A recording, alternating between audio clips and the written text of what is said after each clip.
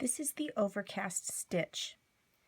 You use two different threads in this stitch. You're going to have a laying thread, and then you're going to have an overcast thread. This laying thread, you're going to come up from the back, and then you will lay this in the position that you want it to go as you stitch it. This top thread, usually I would do the same color as my laying thread, but today I want to do it in a contrasting thread so that you can see how it gets covered up. So the first thing you're going to do then is you're going to take your laying thread and you're going to come up from the back of the fabric. I have left this doubled because I want it to stand up like this little raised stitch here. If I did a smaller, skinnier thread, or if I did one strand instead of two, then it would just thin that up.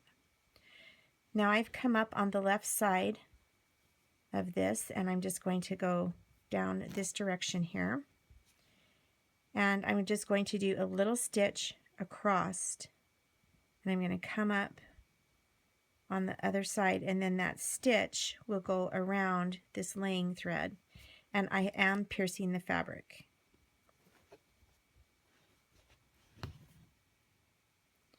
Okay, so there's my first stitch.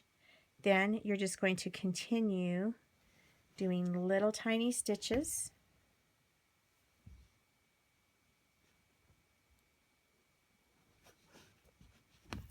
And you'll totally encase that laying thread and cover up that laying thread as you stitch. And you do want to for sure go through the background fabric when you take those little stitches. This sort of looks like a bullion stitch, but a bullion isn't attached to the background where this one is. So that's a big difference in the stitches. So you just take little stitch after little stitch and keep proceeding down your laying thread, and then when you do need it to curve, you can just make it go where you want it to go. You continue doing this. We'll end this one really short just so I can show you how to end it, because you don't need to watch me stitch for a long time.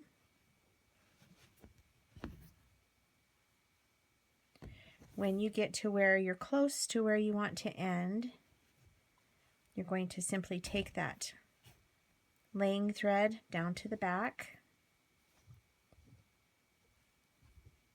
and you'll continue just covering up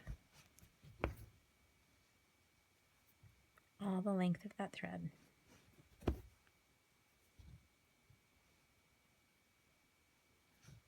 And then you would tie them off separately on the back.